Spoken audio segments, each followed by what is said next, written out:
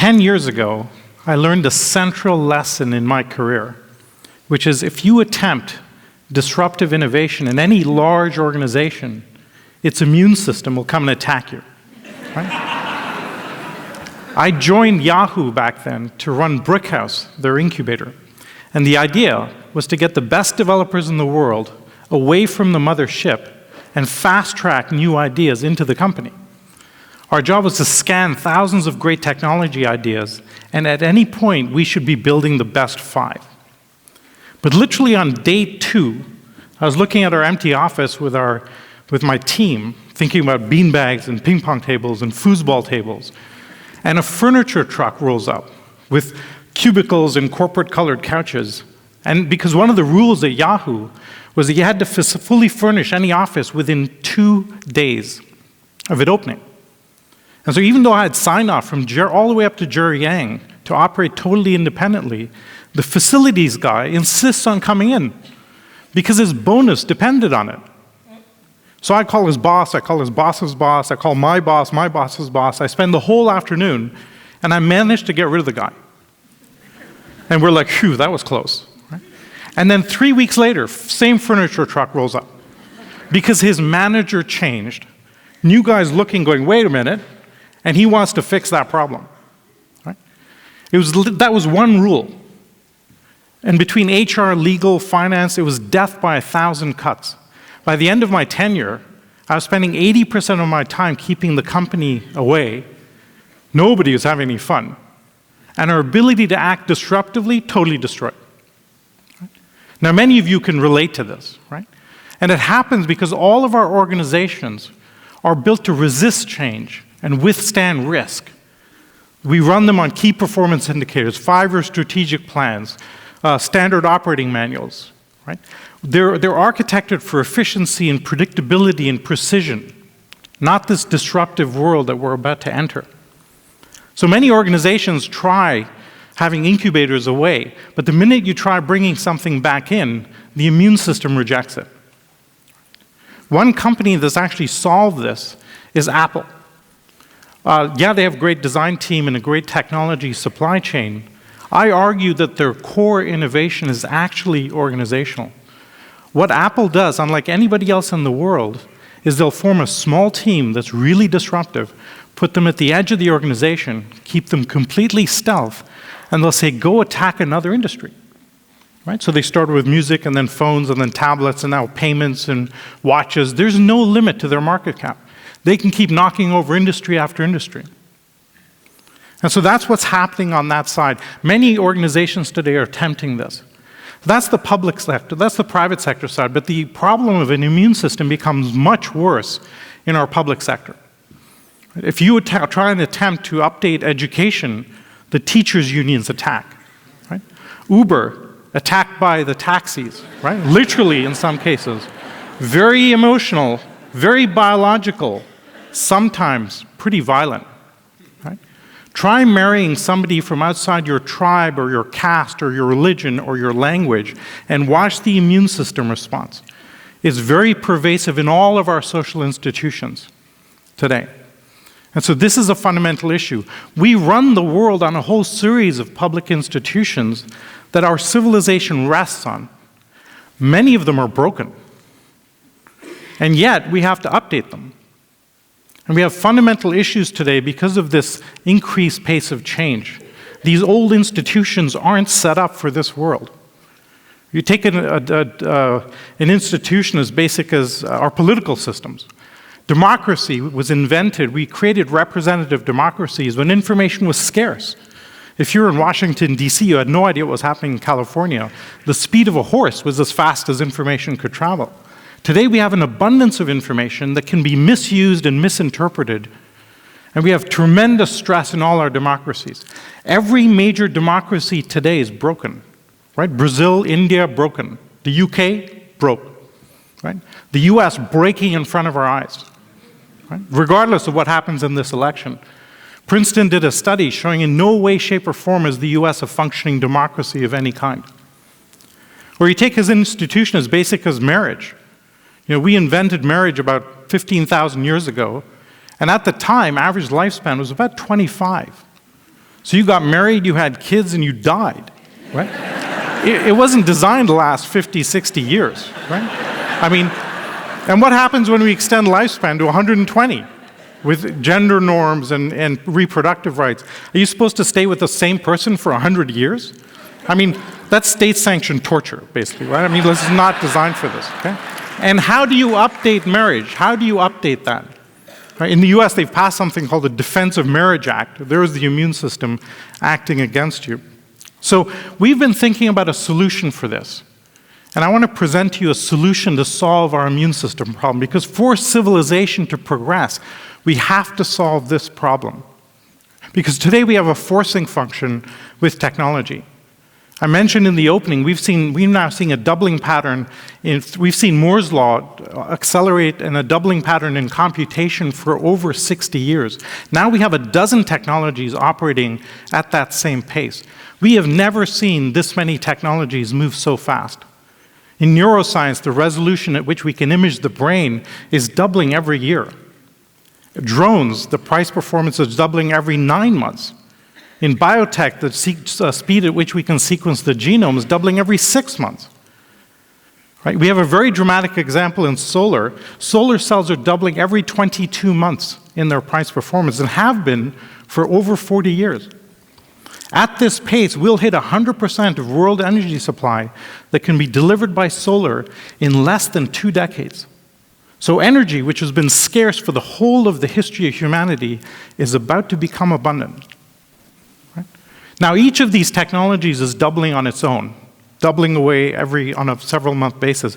But where they intersect, that adds a whole other multiplier to the equation. And the aggregate effect is profound. So say you take solar and you intersect it with AI and sensors and apply that to transportation, you get something like this. This is my Tesla, which I drove from Miami to Toronto a few weeks ago, across the entire continent in one piece, mostly autonomously. It was like having a private train. And because the charging stations are free, it cost me $0. Right? There is a Gutenberg moment. Right? Many of you are familiar with this concept. In the 15th century, we had the Gutenberg moment. The printing press changed everything. Today, because of the intersection of all of these technologies, you could say we have about 20 such Gutenberg moments all happening at the same time. Bitcoin is one of them. Drones is another one of them. Just biotech touches every aspect of our lives. Then you add in solar, Hyperloop. The list just keeps going on. Right? And it's all happening right now. Now, just in 2008, I left Yahoo, and I had the enormous honor of being invited by NASA to the founding conference of what we ended up calling Singularity University. They brought together 70 thought leaders from around Silicon Valley to ask the question, is it worth creating an educational institution only focused on accelerating technologies? I asked a few too many questions at that event. And about 3 weeks later, Peter Diamandis and the board called me and said, hey, would you like to run it? I remember getting home that day, my wife said, how was your day? And I said, I think I'm a dean. You know? And so that was 8 years ago. And I've had the incredible privilege over 8 years of leading workshops, running discussions, leading entire courses on the future intersection of these technologies and the implications for business and society. I may be one of the few people that's had the luck to intersect with all of the future leaders, thought leaders, researchers, scientists across many, many of these domains. And a couple of years ago, I published a book about how dramatically business is changing because of this. There's a new concept of exponential organizations where companies like Uber or Airbnb are scaling as fast as technology can scale. Every company today is struggling to map to this digital age, but they all get slowed down by their immune system. Right? And so this is a fundamental question that we have. Now, at the end of the writing of the book, last summer, I got a call from some executives at Procter & Gamble. And they said, hey, we want to implement some ideas from your book. And I'd been thinking about this immune system problem, and I suggested a framework to them to do disruptive new ideas at the edge of the organization, but then at the same time suppress the immune system response. So they agreed to test it. We ran a 10-week process that we call an EXO sprint. And the outcome was extraordinary. 5 major initiatives were launched, and the immune system didn't attack. And the way we do it is we run an initial workshop by bringing all of the different management functions together. And we do a workshop on the disruption that's imminent, very much shock and awe, right, to show that this is really happening.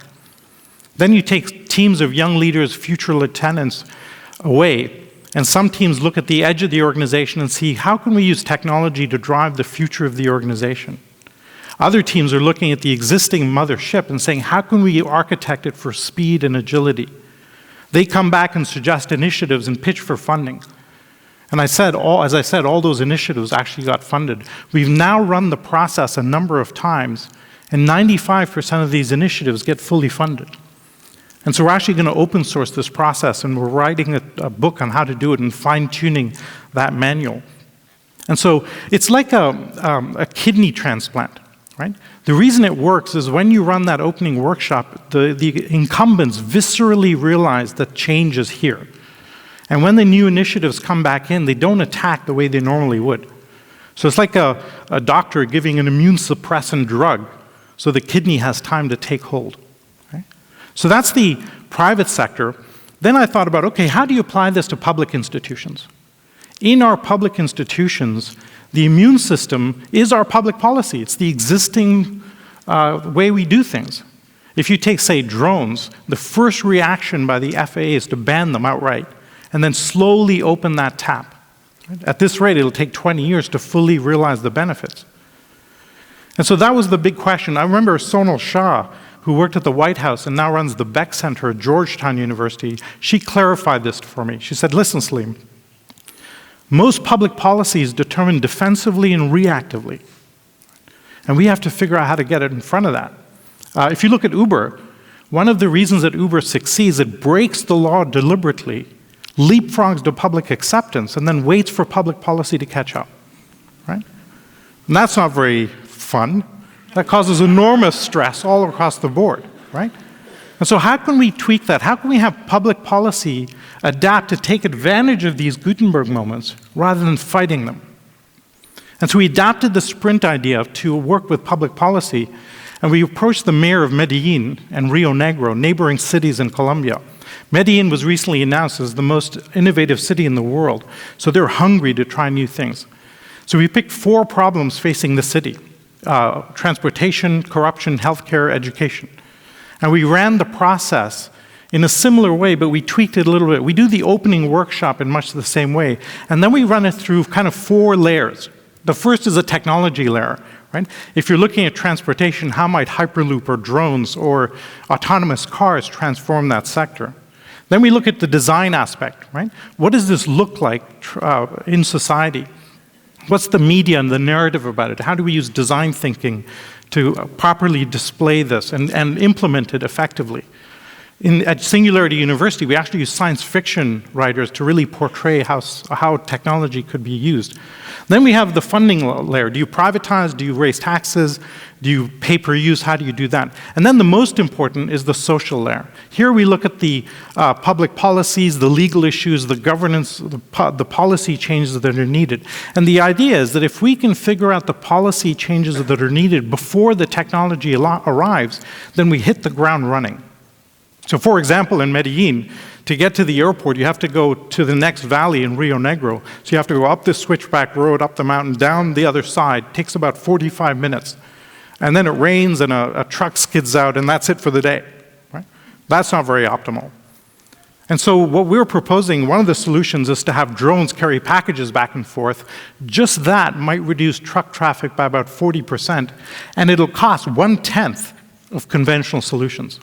We've run this experiment with a bunch of different cities facing specific problems, and we seem to consistently show up at about 1/10 of conventional cost, which is very, very attractive, right, at a number of different levels. And so we're cycling these problems through this process. I'll never forget a conversation I had with Tony Robbins. Tony was at one of our events at Singularity, and he said, "Hey, Salim, there's a group of people that has a good sense that the world is fundamentally changing." And I call that the TED community.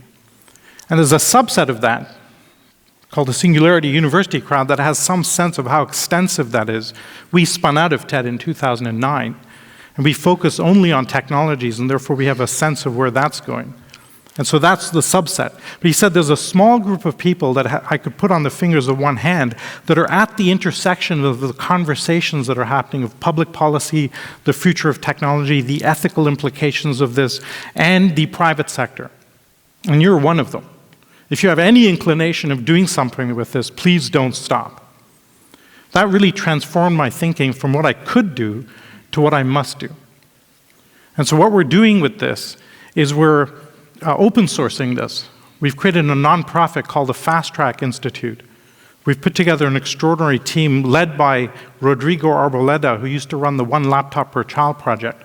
And so he has extensive experience in delivering and deploying technology into new social environments. And we're going to open source the whole thing. We're going to fine-tune these sprints. And we would love to get everybody involved because we have to solve that problem.